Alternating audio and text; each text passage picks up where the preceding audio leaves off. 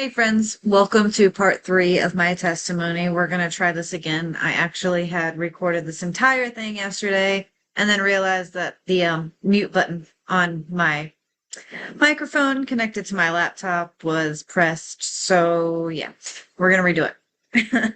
um, if you missed parts 1 and 2, you missed hearing an amazing story of how God healed me in multiple ways.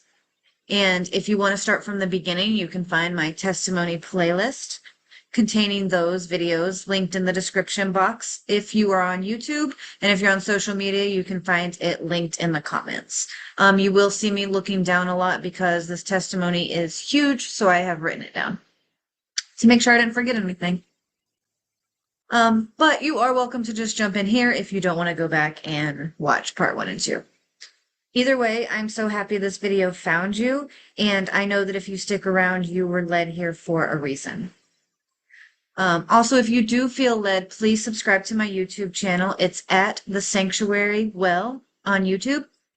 And that way you'll be updated as I continue sharing my testimony and moving forward messages that God leads me to share with you as well.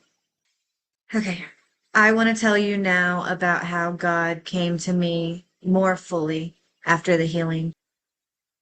Have you ever read or heard people say God isn't done with you yet?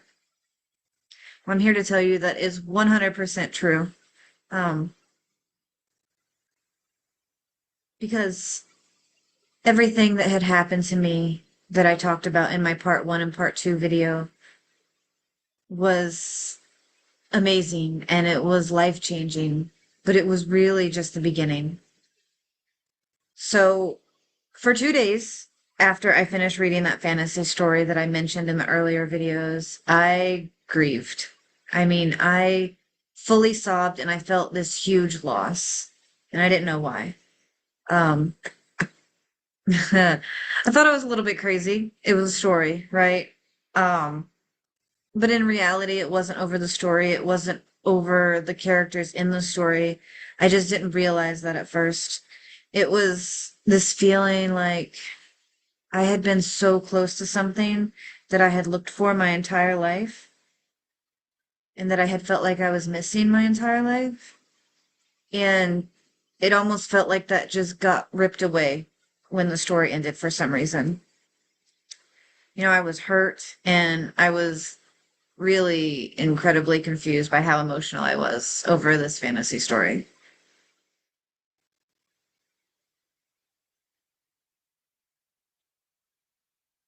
You know, I knew that it had been God that healed me by this point. I knew that. And even though I knew that, I didn't put it together that he was also what I had been missing. He had been so close to me during that time that I was in the fantasy story, that I was reading it, that I felt like it was him that I had lost when the story ended, even though in reality I had. I didn't realize it at the time because everything was just happening so fast right then.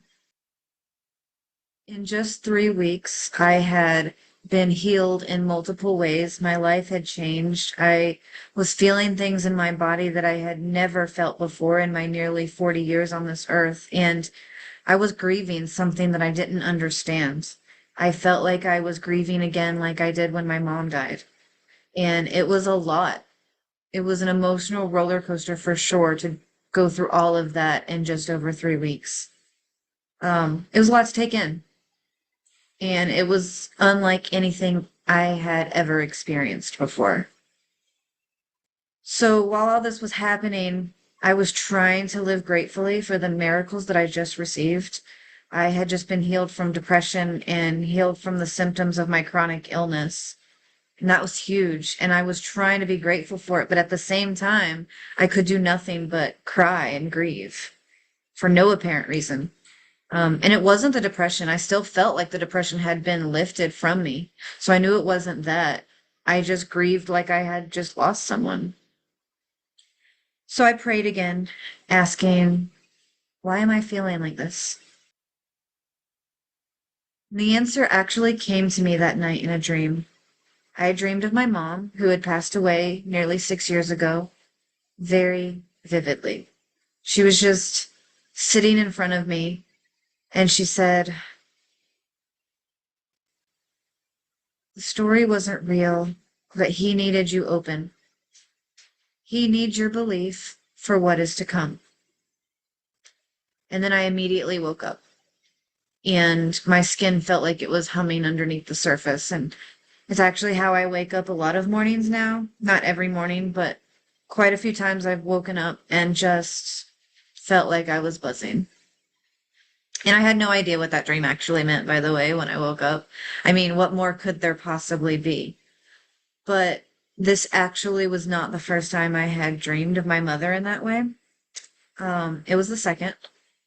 The first time was the night after she had passed. It was the first time that I had slept after getting the news that she passed. And that was nearly 6 years ago. And the dream was the exact same setup as it was this time, nearly 6 years apart. She was sitting in front of me the exact same way. I woke up the minute she finished speaking, just like I did. But the first time she had just simply said, "It will be okay." And these dreams, they don't feel like regular dreams. They're way too vivid, way too real. I remember them clearer than any other dream I've ever had in my entire life. And I always wake up abruptly when she finishes speaking. The second she finishes speaking, I wake up with almost a start.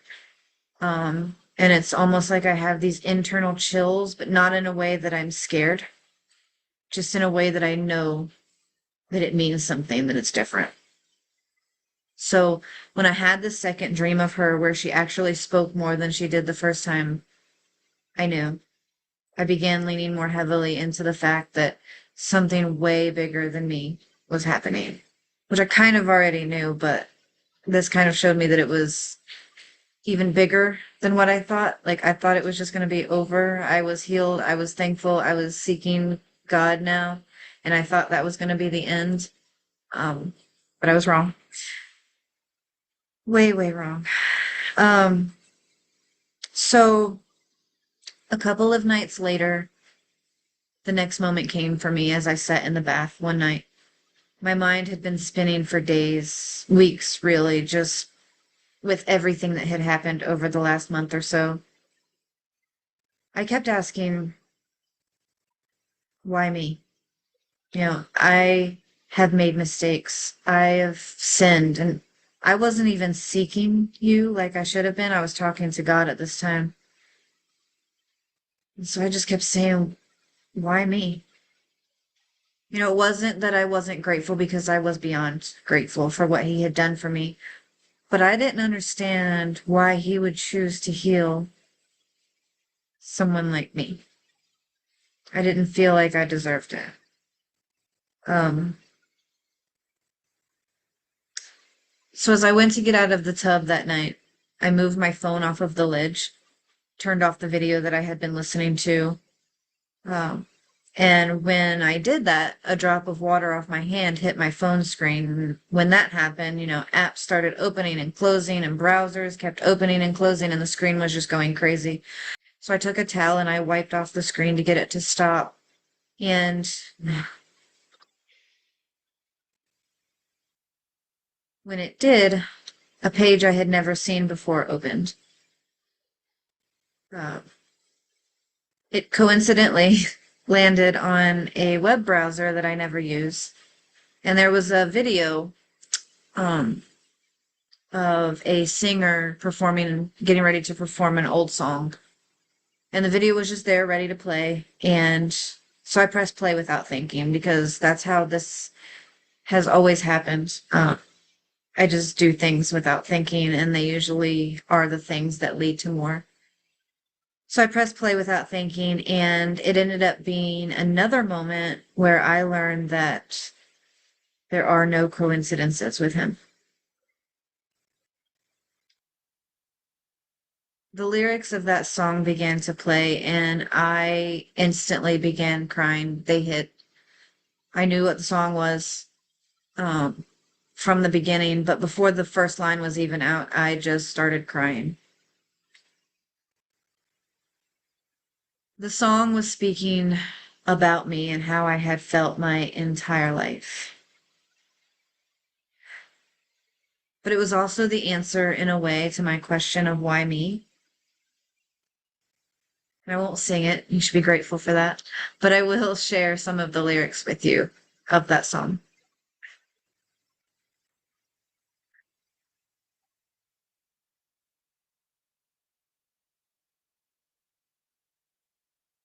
Spend all your time waiting for that second chance, for a break that would make it okay. There's always some reason to feel not good enough. And it's hard at the end of the day. I need some distraction, a beautiful release. Memories seep from my veins. Let me be empty and weightless, and maybe I'll find some peace tonight. And the song goes on talking about being in the arms of the angel, flying away from the endlessness that you fear, being pulled from the wreckage, and how you keep on building the lies to make up for all that you lack. And that, all of that, was exactly me. I always needed some distraction. When I started getting depressed, I always needed a way to escape. I always feared that it was going to be endless. The cycling into the depression, the disease getting worse, getting better from depression, and then the disease getting better, but then it would always flip back to worse again. And I just feared that it was always going to be like that for the rest of my life.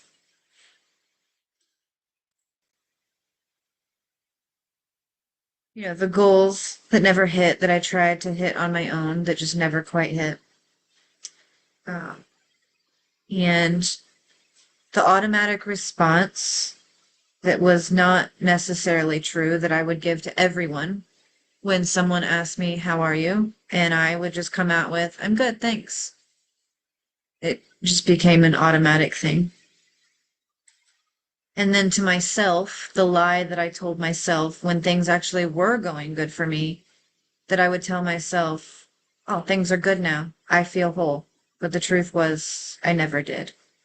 Um, because the truth was, I always felt like something was missing, even when my life looked really good on paper. And I never knew why. But this song, it guided me to the answer to so much of all of that when it said, "May you find some comfort here."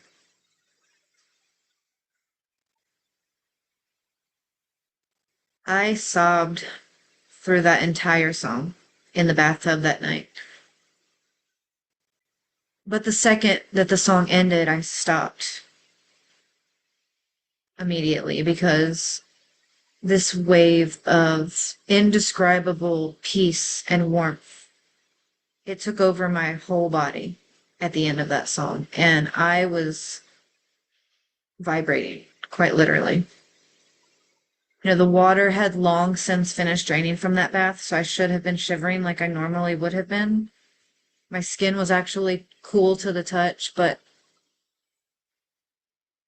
my insides were burning, and not in a way that hurt, just in a way that I had never felt before. And in that moment, I knew, without a doubt, it was him. He was confirming the song was the answer to why me. The comfort, the second chance, it was from him. It wasn't just from him, it was him. And it wasn't that I deserved it any more than the next person. It's just that he found me, and I just happened to be still enough, to be open enough to believe and not push everything away with logic, and quiet enough to keep listening after the fact. He came, and I trusted the healing was from him. And that was all. The next morning, I woke up with an undeniable urge to watch The Chosen.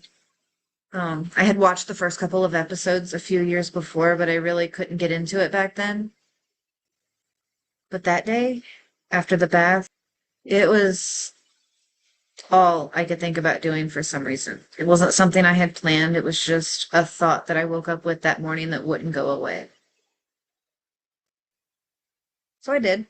And when I got to the part where Jesus calls Mary Magdalene by name, my chest pulled again. But this time, it was so intense that it took my breath away. It still didn't hurt, but it pulled so hard that it just took my breath away. It wasn't just the little tiny stirring pulls that I had felt before. And I sat there, rewinding, pausing, and rewatching that scene over and over and over again. And I waited longer between each time, each replay, because I had to catch my breath. But the pulls kept coming, and they were perfectly timed with the scene. So when I stopped the show, when I paused it, the chest pulls stopped. When I pressed play and the scene started again, they started back up again every time. And I did it a good 6 to 8 times. And then later in the day, I replayed it for my husband, and it did it again. Um, and I knew by now that the pulls were from him. They were from God. I knew that. Why now? Why when I was watching this particular scene? Before the pulls came to kind of get my attention, I think. But this time he already had my attention, so I didn't understand why it was happening again. Um, and I didn't know why also I had gotten so emotional at that scene, not just because of the chest pulls, but I was so focused on feeling those and rewinding that I didn't realize, like, tears were pouring out of my eyes the entire time I watched that scene, and I didn't realize it till later.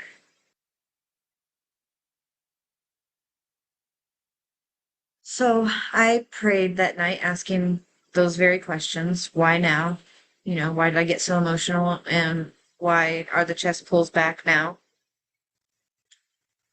And the answer from him this time came again in a dream, but this dream this time was so different from anything I'd ever experienced. It wasn't my mom this time.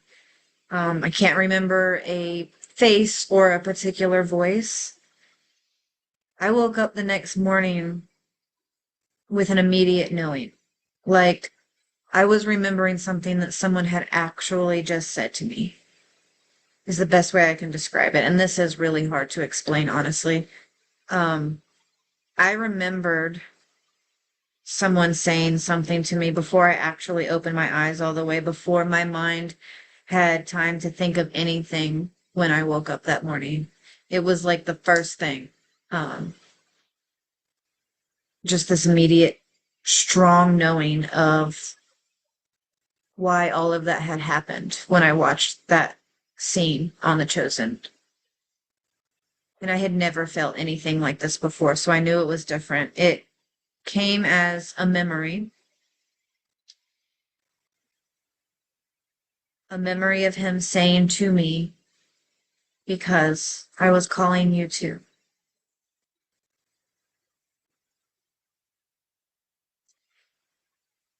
I stayed in bed that morning in complete awe when that moment happened, because it wasn't just that the memory came in my head.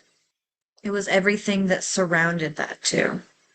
What my body did as I woke remembering this. So when I woke, I actually couldn't move. I felt paralyzed, literally, but it didn't scare me.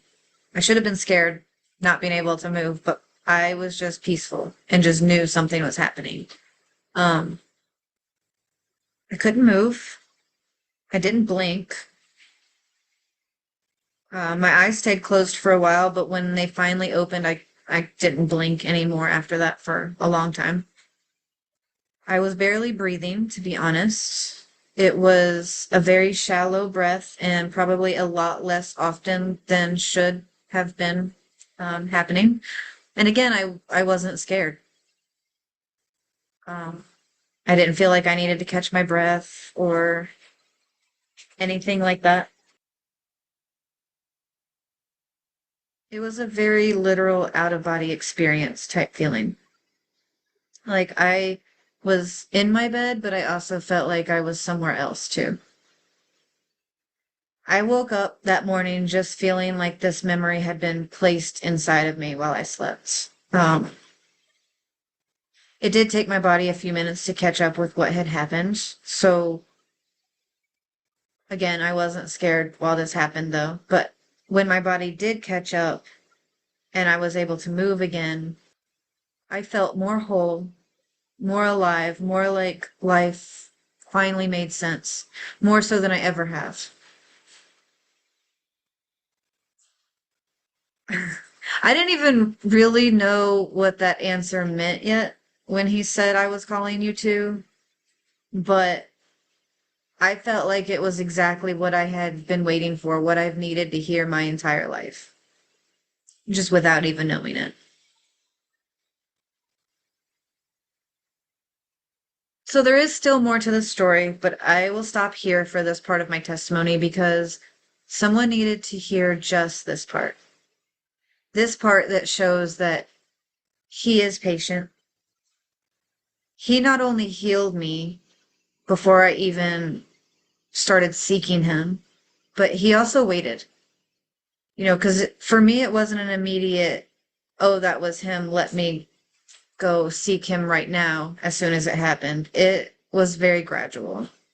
I doubted. I went back and forth in my head, not knowing what to think, right? Um, but he waited. He let my faith and my belief build step by step by step.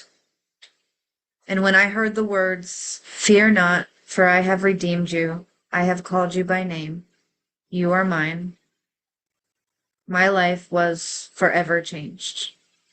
Because all of the unnecessary overthinking and stress that I had put on myself my whole life was just gone. I felt lighter than I ever have my whole entire life. Friends, we live in a world that teaches us we must look within ourselves to find value. Self-help, find inner peace, love yourself before you love others. And these can all be great things, don't get me wrong, but only to a certain point because they aren't the whole answer. Because I've been there, done that. That's what I've tried to do my entire life. Be independent and help myself and, you know, love myself and all this good stuff. And it works for a while until things get really hard, and then it never lasts forever. Because what happens when we struggle to hold on to those things in the hard times? Where do we go then? Because here is the truth that I recently learned. Your value does not lie in who you are. It lies in the fact that you are His.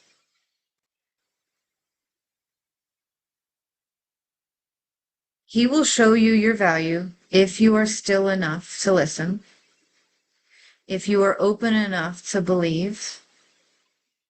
He will save you, He will redeem you, and He will meet you where you are, no matter how dark of a place that is. Because He met me when I laid in my bed reading a story, when I was probably supposed to be out looking for another job, when I was probably supposed to be taking care of my house and my family, but I couldn't because I was too depressed. And I couldn't, literally could not do anything else except for lay in a bed, read a story, and cry. And that's where He found me. And I did not go looking for Him. He came to me. So it does not matter how dark of a place you are in. I promise you that.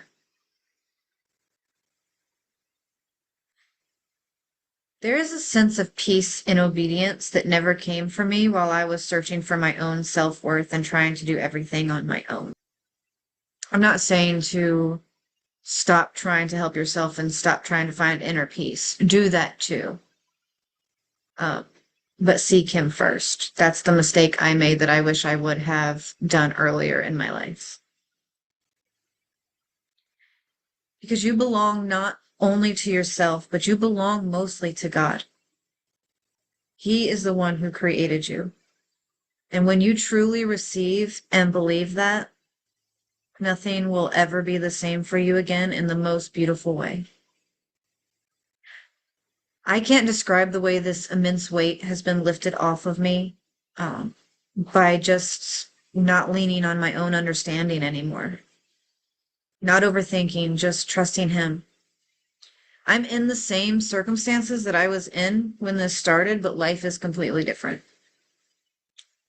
It just suddenly made life so peaceful and so much simpler, no matter what's going on around you.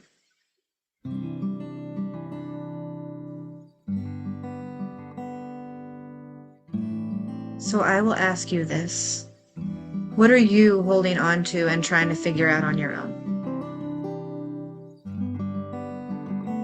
Say it out loud. Tell me about it.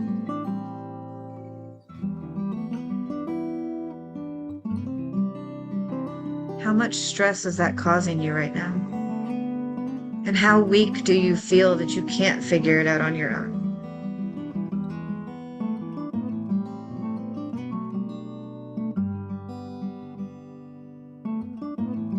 What if you could find joy in the midst of your suffering?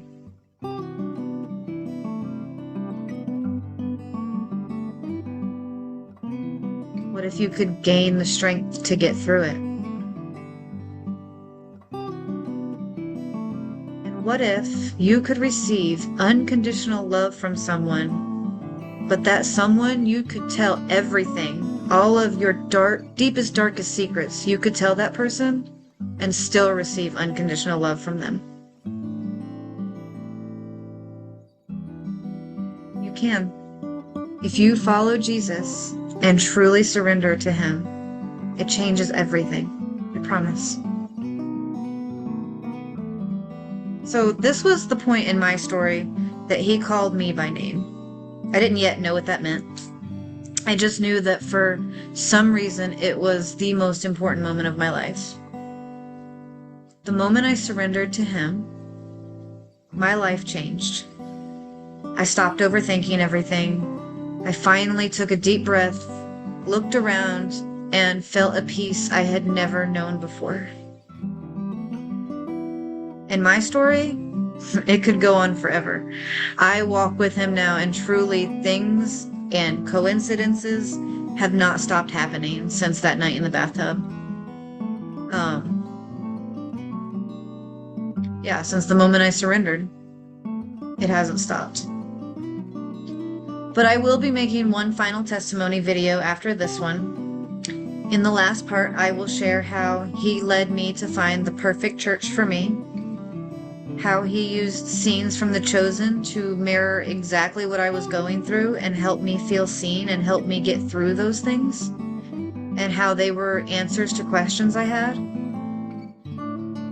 And I will share some of the signs and experiences that he keeps placing in my path as ongoing evidence. Proof to keep me from feeling like I made this all up in my head. Because I tended to, especially at the beginning, keep going back to that thought, to that doubt. But he also put this evidence not only as proof that I didn't make it up, but also as a way to continue to guide me. Because here is my biggest truth. He didn't just call me by name. He's the one that told me to speak. He is the one who told me to share my testimony, to make the videos, to show others that he still performs miracles and he is still with us every day.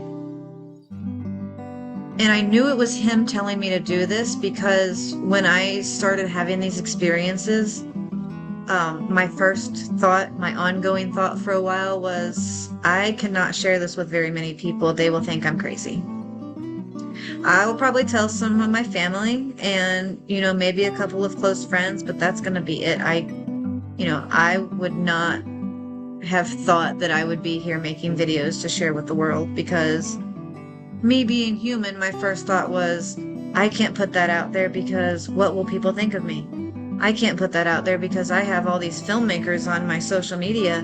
What if they don't agree with what I believe in, and they were going to cast me in their movie, but then they disagree with my beliefs, so they don't do it. So when I started only being able to think of making videos, I knew it was him telling me to stop overthinking and just do it. Because why would I only be able to think about doing the exact same thing that I was resisting? So after a while, I learned that following him is about doing the hard things and surrendering. And following him was the best decision I had made, so I did it. So here I am, surrendering and doing what he's asking me to do. So I urge you to stop resisting what comes from him. He loves you, and the plans he has for your life are great, and they are better than the plans that you have for your life. So if you made it to the end of this video, thank you so much for sticking around. If you are interested in joining a community, a very personalized, intimate, faith-based community where we can pray for each other and each other's specific needs and share testimonies and just get closer with God and learn more about faith in general, head over to my Facebook page, facebook.com/AmberFox86, and click on subscribe there. And if you missed my announcement on social media here recently, I have one more testimony video to complete after this one. And then after that, I will not only be creating short videos of the messages that God gives to me to share with you, but I also will begin work on my very first book. It'll probably be quite a bit of time from now. It's going to be a process for sure, but it's going to be an extended, more detailed version of my testimony that I've shared in these videos. The book is tentatively titled Rising from Fantasy, and that is where he is leading me to speak next and what he has shown me to do. So thank you guys so much for your support, and I will see you next time.